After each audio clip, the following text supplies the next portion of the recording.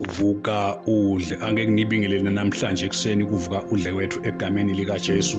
Itolo ke sikhulume ngetikhundla tebabhishobhi lebesethi setincwaba nalona uphethe lona nalona uphethe kodwa ke namhlanje ake ngithinze indzaba yabo baba. Legama lesibhabha lisho ukuthi babe noma ke father la ngena ke eRoma ngesizathu sekuthi base Roma bobhishobhi besebathitshela sibona bangetulu kwabo bonke labanye bobhishobhi kangangoba bebafuna lenye igama lelingahambelani nalala bhishobhi but lelisho ukuthi bona bakhulu babo babe balala abanye bobhishobhi egameni lika Jesu. Ake ngibese ngaliyo ngilo wafa nga461 AD. Lesi sikhathi lesi-ke live lase-Italy lasetimeni letimbi kabi lihlaselwa ngilamanye emave. Ake ngibekise nje ngeminyaka wa410 idolobha laseRoma lahlaselwa kakhulu ngema-Goths, GOTH egameni lika Jesu. Basi nababashaya laba baseRoma lamaGothi abulala onke emahedeni, achitha tonke emathempeli etithixo tasenanjaneni taseRoma, bashiya emaKristu, bashiya netidlu tekusonza emaKristu. Yini sizathu lokuthi emaGothi wona bekathi phela nawo angemakolo. Kwathi-ke nga452 phinde kwaqhamuka futhi lelinye live lihlasela futhi nalo lihlasela bona baseRoma. KwakumaVandals ahamba nemaHan angena-ke kuleso sikhathi leso liyophela abengibhishobhi. Lesive-ke sangena-ke sahlasela leli dolobha laseRoma sifuna vele kulicetha nyanyanya. Kwafika lapho liyo khona athi naba sebakhona laba, vuka sibindile singadiwa lesikhulu kangakanani liyo. Wagijima waya kubahlangabeda, wafike waguqa phasi phambi kwalembi, wacela lucolo, wacela ushwele, washicela wasaze dathamba inhliziyo talabantu belulaka lolungaka. Wasinza wasinsane lidolobha lakhe ngoba abathobele egameni likaJesu. Uthi umbuto lo nawo wena emakhosi abesakuphi kutaze kusuke umfundisi noma kutaze kusuke ibhishophi yabesabalekile ke makhosi abaleka ashiya kanje because bese kuhlaselwa kakhulu egameni likaJesu. Bani basinababuka lesibindi saliyo bathi ayi sicela yena lo liyo mani kube nguye lo sahola lesive because unenhliziyo lenhle nalesive. Liyo ke wase ukwenda sicelo lesimati manje lesasikhulu, wacela ukuthi libandla livumele ukuthi umbhishobhi waseRoma lokunguye futhi kufanele yena lo mbhishobhi waseRoma abe mkhulu nabo bonke labanye bobhishobhi. Waveta ke izathu tabadimbili letisekela lo mcondvo wakhe. Sizathu sekucala abantu abakethu egameni likaJesu wathi isisekelo selibandla singuPeter. Wasuyaqinisa ke lokuthi Peter phela wayengumbhishobhi ekucala welibandla laseRoma. Ngakho-ke kufanele lokho ukuthi libandla laseRoma libe likhulu nalangalamanye ngenxa yokuthi kwakunaPeter egameni likaJesu. Sesibili sizathu sakhe sithi leli dolobha laseRoma likhulu kakhulu, linyona ndlunkulu vele yembuso ngoba phela la kuna empire yakhona. Uthi-ke ngaleso sizathu leso-ke libandla lifanele siliphathwe la khona kuna empire yakhona. Kodwa-ke mina ngifuna kuveta lokuthi lezi zathu takhe angitiva tibambe emanti mina ngoba kwecala nje libandla alizange lakhelwe esisekelo lesinguPeter, lalakhiwe esisekelo lesinguJesu Kristu. Futhi naye Peter uyakusho lokho nafuza 1 Peter chapter 2 kusola verse number 4 kuya 9. Futhi alikho abantu abakuthi uqiniso lokuthi Peter wake waphatha libandla laseRoma. Akukho eBhayibhelini, akukho naku-history. Futhi lokunye lengingakusho ngigcine ngako kuloko ngiloko ukuthi bukhulu belibandla abuye ngebukhulu bekokuthi sekufanele ukuthi indlunkulu ibe khona noma-ke bese kuphathwa khona egameni likaJesu. Angikwadi ngoba neBhayibheli kalikusho lokho egameni likaJesu. Bese ngilokhuluma-ke abantu abakethu ngenxa yesikhathi ngana indzaba yema-monks. Ngifuna lokuveta silibandla ladingelwa kakhulu, emakholo adingelwa kakhulu ngoba abantu babaleka bayobhaca emihomeni, bayawubhaca nakuma-desert. Lo munye nje lengimkhumbulako nguPaul wase-Alexander, wahamba wobhaca ehlane laseGibhithe egameni likaJesu. Kwathi noma sekuphelile-ke ukuhlushwa kwemaKristu wabona yena singcono lokuhlala nje vele nje athi ihlalele abe nje ngumhlala yedwa, abe yimonki esigangeni egameni likaJesu. Lo mnye lo walandzela kwaba ngu-Anthony. Le ndoda-ke lena-ke abantu abakethu yadalwa ngeminyaka wa251 AD egameni likaJesu. Abe mncane kakhulu because bekana 19 years. Ana 19 nje wasofelwa-ke badala bakhe lebe ba-rich kakhulu, bamshiya-ke nelifa lelimatima bamba leli-rich kakhulu. Kwasi-ke ngalelinye langa asesontweni akhonta wakhanza ukuthi-ke umshumayelo wayo langa lelo abekhuluma nje ngelivesi lelapha lelithi Jesu kunendoda leyayi-rich kakhulu eDark Jesu yafike yacela-ke ukuthi-ke ingenda kanjani ukuze ithole kuphila lokuphakathi. Jesu wathi kuye akathengise ngemfuyo yakhe abela bamphofu egameni likaJesu. Emva kwalokho bese-ke kuyamlandzela-ke. Anthony wakuva lokho ngathi sekushiwo kuye phela because naye benelifa eliningi. Waphuma-ke khona lapho wahamba wathengisa ngemaplazi labe washiyle badali bakhe waphana ngakho konke washiya nje lokuncane kuphela kwakunele kokuthi akhona kondlatsatse wabo phela bekafelwe bobabili labe kasasele naye-ke egameni likaJesu Kristu. Wase uyahamba-ke nakasuka lapho waya kuPaul nalaba labanye bebaphila ngalendlela yokudithiba wabatile nebumnanzi batile konke nje lokubonakala kukuhle. Wacela-ke lo sibamchazele ukuthi ufuna aphile kanjani.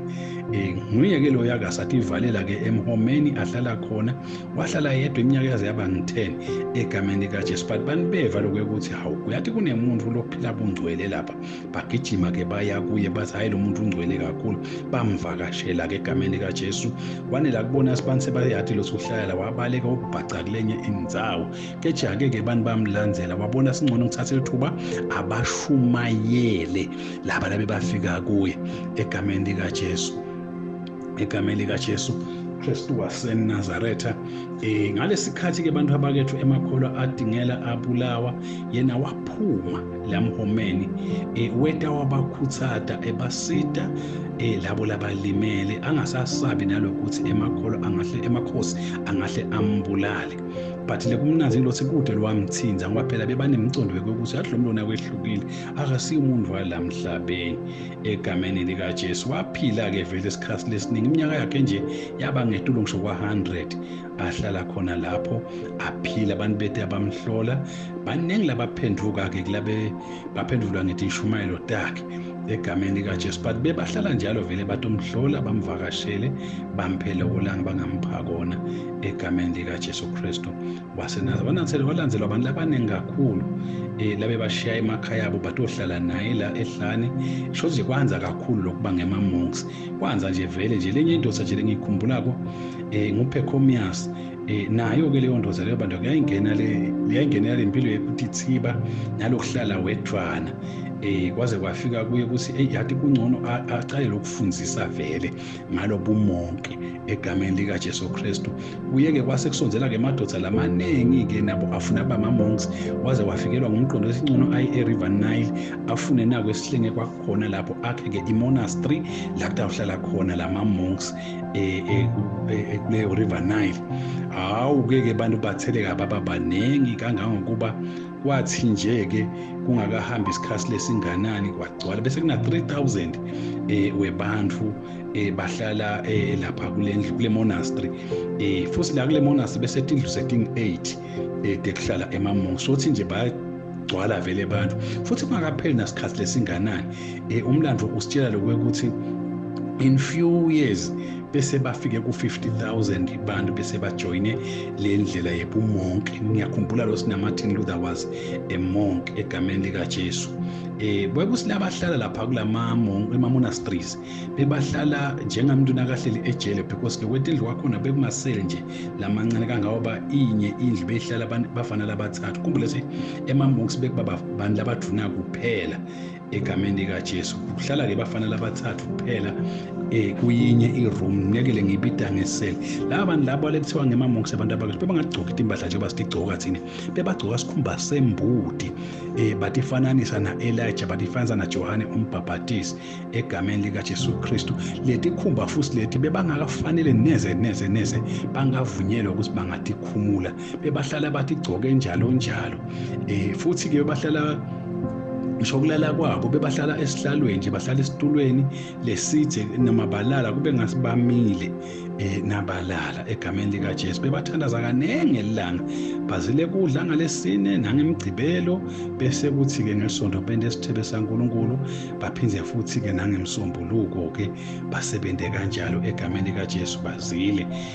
Bebanelenya indlela yabo yokuthi nabadla akukhulunywa hey yabona ema-monks nabadla abakhulumi kangabe bebafaka athi igcoko letinkulu tetimbonyalo ukuthi bangabonani bona bodwana phela athi umuntu abone lokudla kwakhe nje lokhu phambi kwakhe kuphela sebene bebavamise kwenda-ke during the day bekuba kulima nekwakhe emabhasikidi daya ngekwanza-ke leti nhlobo tema-monks angeke ngibekise nje lokhu ukuthi kwasekhona labanye bebatibita ngekwekuthi bona bazila ibuthongo bese bazila ibuthongo-ke bebenda-ke tinkonzo-ke bona emini bede inkonzo nasebusuku kuze banganulala labanye-ke bona bebatibita sibangebathandaza laba-ke nabo-ke bebathandaza njalo bahlale ngekuthandaza bese bayaphuma-ke bayozulazula edorobheni bacele kudla bacele kuphiwa bekusethi inkonzweni tabo nabakhonda bona bagiye bajayive kangangoba baze bababida ngekuthi ngilabadansako nje ngema-jivers ya egameni likajesu the-dancers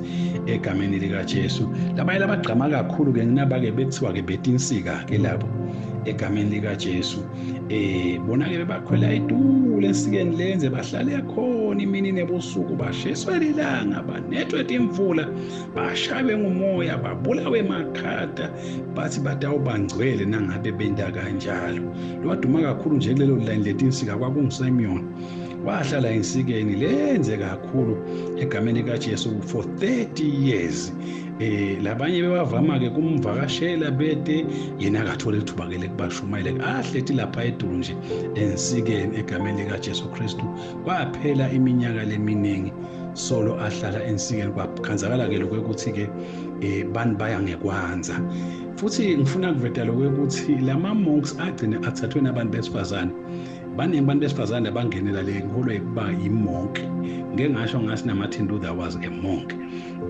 baningi bangena bathi bophela nabo ngetifungo tekuhlupheka tema-monks egameni likajesu kwakhiwa ema-monasteries la kuhlala khona abantu besifazane baba ngema-monk egameni abantu besifazane-ke bona-ke bekusetshenziswa igama lethi ngemasistela ngiyajabula lokuthi ngichaza into nala kangwanele khona egameni likajesu onke-ke ema-monks abetibopha ngesifungo lesithite tathi tinhlobonhlobo nje tifungo but ngidawuthinza tinzathu bokhanza siba common cishe kubo bonke number 1 bebatimisele ukuthi batawuphila ngepoverty bona kangangoba umuntu nakade ojoyina la monastery abethengisa ngako konkela anako ukuze aphile buphuya egameni likajesu kudla kumbatha bekakuthola khona lapha kuleyo monastery la behlala khona number 2 bebatifungele ukuthi batawumlalela umholi wabo noma angathini bababuti lutho abaphikisi lutho ngisho angathini kokugcina labe batifungele kuwo ukuthi abakhulumi kwavamile-ke lokho ukuthi-ke batiphophe ngekuthi nje abanokhulumisana kuphela batawukhuluma nangabe lo mholi wabo abavumela lokuthi okay bangakhuluma-ke manje bese bayacoca-ke egameni likajesu kristu busisekane namhlanje in Jesus name amen.